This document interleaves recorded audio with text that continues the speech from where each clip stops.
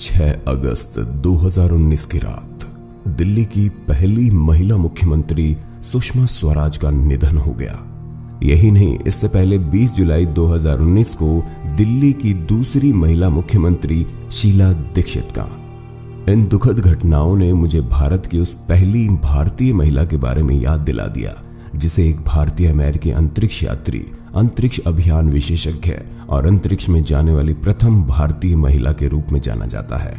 और कोलंबिया अंतरिक्ष यान के दुखद दुर्घटना में मारे गए 7 यात्रियों के दल में से वो एक थी। उस प्रथम भारतीय महिला अंतरिक्ष यात्री का शुभ नाम कल्पना चावला था। एक जाना माना पहचाना नाम जिसे हमने स्कूल की किताबों में और सामान्य ज्ञान की किताबों में पढ़ा और रटा था। आज हम हिंदी काउंटडाउन के इस वीडियो में उस राज से पर्दा उठाएंगे जो उनके साथ 6 अन्य एस्ट्रोनॉट की मौत के कारण बने। लेकिन शुरू करने से पहले जो नए दर्शक हैं वो हमारे चैनल हिंदी काउंटडाउन को सब्सक्राइब जरूर करें ताकि आगे आप देख सकें हमारे वीडियो सबसे पहले। हिंदुस्तान की इस महान शख्सियत कल्पना चावला का जन्म 17 मार्च 1962 को करनाल, हरियाणा के एक भारतीय परिवार में हुआ। पिता का नाम श्री बनारसी लाल चावला, माता का नाम संजयोती देवी था।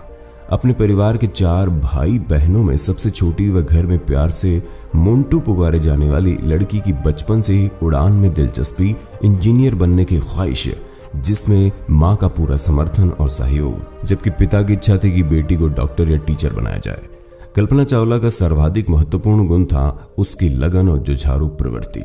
ना ही किसी काम में कोई आलसीपन, असफलता से न घबराने वाली लड़की। उसकी उड़ान में दिलचस्पी JRD टाटा और फिर जहांगीर रतन जी दादा भाई टाटा से आई थी, जो कि एक अग्रणी भारतीय विमान चालक और उद्योगपति थे। वे भारत में पहला पायलट लाइसेंस पाने वाले शख्स थे। कल्पना चावला की प्रारंभिक शिक्षा करनाल के टैगोर पब्लिक स्कूल में हुई। चंडीगढ़ के पंजाब इंजीनियरिंग कॉलेज से 1982 में उन्होंने एरोनॉटिकल इंजीनियरिंग की डिग्री पूरी की और उसी साल अमेरिका चली गई। 1982 में आर्लिंगटन में टेक्सास विश्वविद्यालय में एरोस्पेस इंजीनियरिंग में मास्टर्स करने के लिए एडमिशन लिया और इसे 1984 में सफलतापूर्वक पूरा भी कर लिया।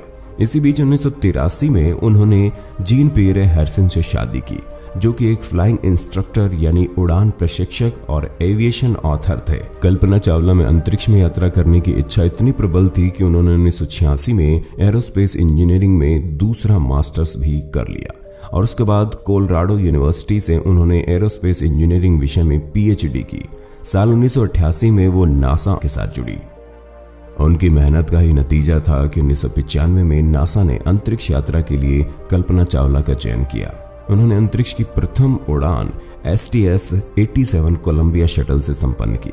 अंतरिक्ष की पहली यात्रा के दौरान उन्होंने अंतरिक्ष में 372 घंटे बिताए और पृथ्वी की 252 परिक्रमाएं पूरी की। इस सफल अभियान के बाद कल्पना ने अंतरिक्ष के लिए दूसरी उड़ान कोलंबिया शटल 2003 से भरी। कल्पना की दूसरी और आखिरी उड़ान 16 जनवरी 2003 को स्पेस शटल कोलंबिया से शुरू हुई, जो कि 16 दिन का अंतरिक्ष अभियान था जो पूरी तरह से विज्ञान और अनुसंधान पर आधारित था।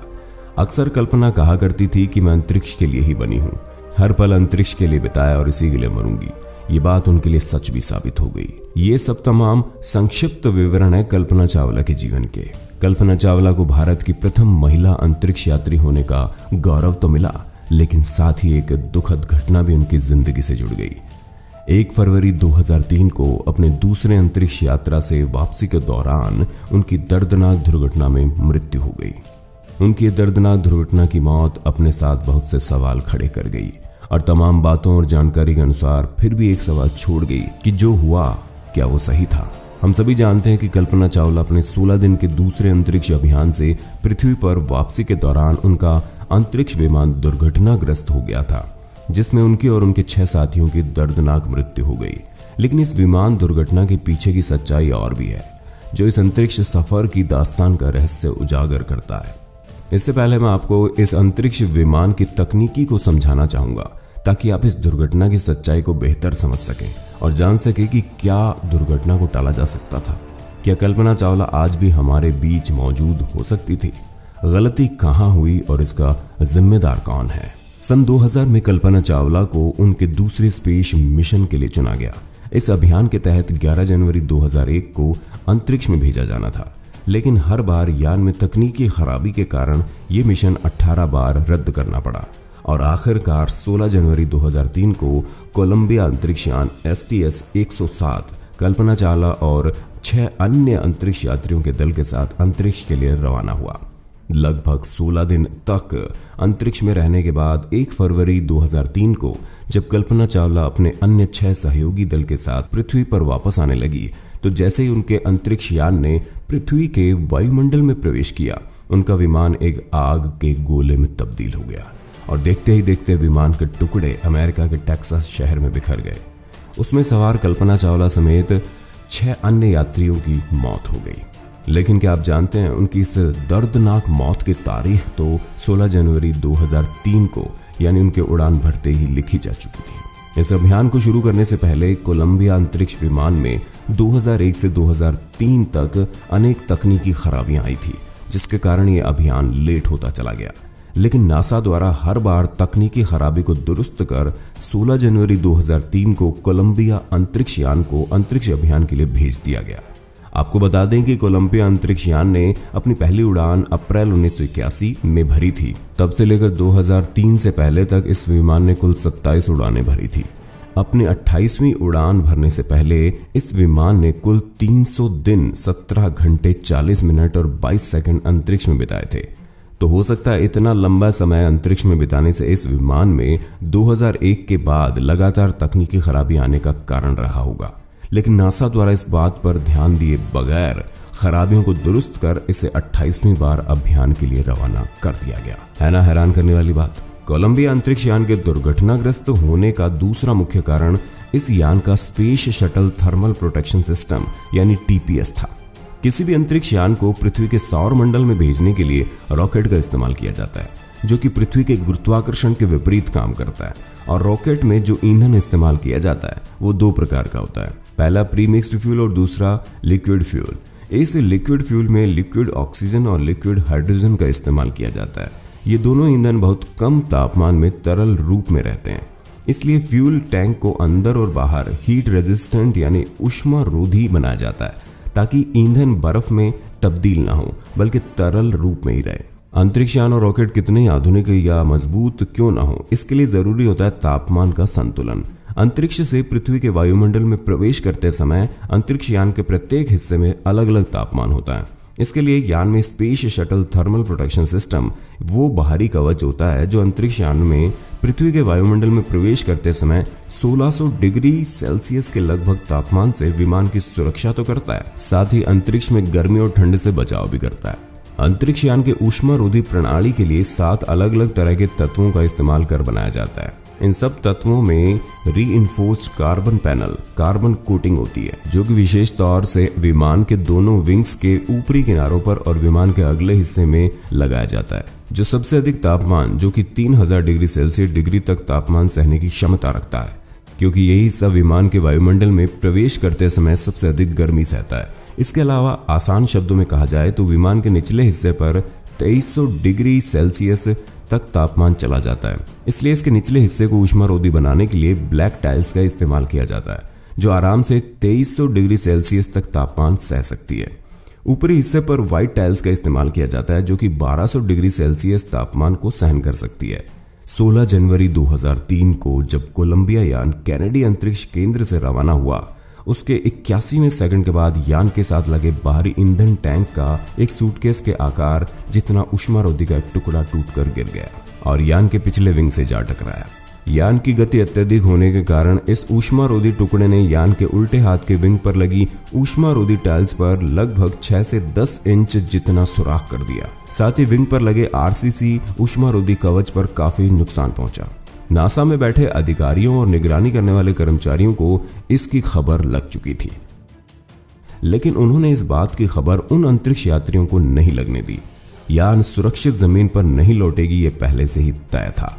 फिर भी किसी ने इस बात की भनक बाहर यहां तक कि 7 अंतरिक्ष यात्रियों को नहीं लगने दी।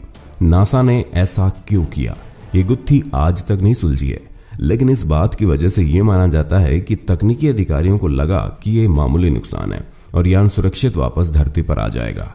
दूसरा खुलासा ये भी हुआ कि कोलंबिया अंतरिक्ष अभियान के अधिकारी रहे वेन हिल ने दावा किया कि अगर इस बात की जानकारी अगर दी भी जाती तो सभी अंतरिक्ष यात्री या तो भयानक मानसिक तकलीफ में आ जाते या फिर तभी तक अंतरिक्ष में रह सकते थे जब तक उनके पास ऑक्सीजन की गैस रहती। लेकिन क्या उन्हें इस बात की जानकारी देनी चाहिए थी या नहीं? आप इस बारे में क्या राय रखते हैं? हमें नीचे कमेंट बॉक्स में जरूर बताइए। इस दौरान कल्पना चावला और उनके सहयोगी 16 दिन तक अंतरिक्ष में रहे और हर पल की खबर और अनुसंधान की जानकारी पृथ्वी पर नासा अंतरिक्ष केंद्र को देते रहे। जब उनका विमान कामयाबी के आगाज के साथ धरती पर लौट रहा था तभी अचानक सफलता का जश्न पल भर में ही मातम में बदल गया और हर मुस्कुराते चेहरे पर उदासी छा गई। सभी बेसब्री से कल्पना चावला के लौटने का इंतजार कर रहे थे, लेकिन खबर कुछ और ही आई। जिस वक्त यान ने वायुमंडल में दोबारा प्रवेश किया उस वक्त ऊष्मारोधी परतों के हटने वाली जगह पर बने छेद से जो दबाव और गर्मी अंदर गई उससे यान आग के गोले में तब्दील हो गया और अमेरिका में टेक्सास के आसमान में बिखर गया। 13:52 कैलिफोर्निया में करीब 300 मील की दूरी पर कोलंबिया यान का पिछला विंग खराब हो गया। 13:53 पर पहली बार यान के पिछले विंग का हिस्सा अपनी जगह से निकलकर हवा में बिखर गया। 13:59 पर लेफ्ट विंग के डैमेज होने के बाद यान की सतह की जानकारी देने और खराबी की सूचना देने वाला अलार्म सिस्टम खराब हो गया। यान के पिछले हिस्से में चिंगारी उठी। 13:59 यान में बैठे सभी यात्रियों को आने वाले दुखद समय का एहसास हो चुका था। यान इस वक्त भी ऑटो पायलट मोड पर था। 14:53 धमाके के साथ कॉकपिट यान से अलग हो गया और आग के गोले में तब्दील हो गया। इसके बाद यान के टुकड़े टेक्सास के आसमान में 15 किलोमीटर तक बिखर गए। यही खबर सुबह शाम और शाम से रात और अगले कई पहर तक चलती रही। दुर्घटना में मारे गए सभी 7 नाम बार बार टीवी की स्क्रीन से गुजर रहे थे। Rick Husband, William McCool, Michael Anderson, David Brown, Laurel Clark और भारतीय मूल की पहली अमेरिकी अंतरिक्ष यात्री कल्पना चावला। इस घटना के बाद अगले 2 सालों के लिए नासा में अगले किसी भी अंतरिक्ष अभियान पर रोक लगा दी। इसके बाद नासा ने अपने अंतरिक्ष यान में काफी बदलाव किए और साथ ही बचाव दल की भी तैयारी कर ली ताकि भविष्य में इस तरह की होने वाली घटनाओं को रोका जा सके। हालांकि ये आज भी एक सवाल और बहस का मुद्दा रह गया है कि नासा द्वारा उस समय उठाया गया फैसला सही था या मानवता के रूप में उन्होंने गलत किया। आप इस बारे में क्या सोचते हैं? हमें कमेंट करके जरूर बताइए। कल्पना चावला, जिसने न जाने कितनी ही कल्पनाओं को उड़ने के लिए प्रेरित किया, जिसने न जाने कितने ही माँ बाप को अपनी बेटी में एक कल्पना ढूंढने को मजबूर किया, वो कल्पना आज भी टिमटिमाती है आसमान में कहीं। तुम मुद्दतों याद रहोगी कल्पना चावला, न केवल हमारी किताबों में या मैगजीन में बल्कि हमारे सपनों में। हाँ तो दोस्तों, आपको वीडियो कैसी लगी हमें कमेंट करके जरूर बताइएगा और जिसने अभी तक हमारे चैनल को सब्सक्राइब नहीं किया है तो जरूर कर लें, क्योंकि आगे भी हम ऐसे ही दिलचस्प वीडियो आपके लिए लाते रहेंगे। अगली वीडियो आप किस विषय पर देखना चाहते हैं ये भी जरूर बताना। जिस विषय के बारे में सबसे ज्यादा कमेंट मिलेंगे अगली वीडियो उसी पर आएगी। जय हिंद।